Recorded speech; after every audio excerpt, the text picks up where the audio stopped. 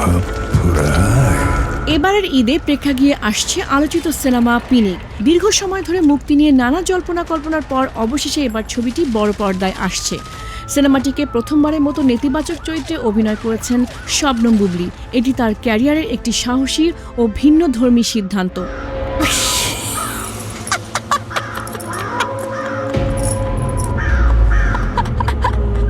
তো একটা team work সবকিছু মিলে একটা সিনেমার পেছনে আর কি অনেকগুলো সিনেমা হয়ে যায়। দর্শকদের উদ্দেশ্যে বলবো যে আসলে আমরা তো আসলে আপনাদেরকে ভালো লাগা দেওয়ার জন্য, এন্টারটেইন করার জন্যই কাজ করি। তো যেইটা আপনাদের ভালো লাগবে সেটার অনেস্ট রিভিউটা দিবেন, যেটা আপনাদের খারাপ লাগবে সেটারও অনেস্ট রিভিউটা দিবেন। প্রত্যেকটা গল্পেরই না আলাদা আলাদা গল্প থাকে, কিংবা আলাদা আলাদা চিত্রনাট্য থাকে, কিংবা আলাদা আলাদা চরিত্র থাকে।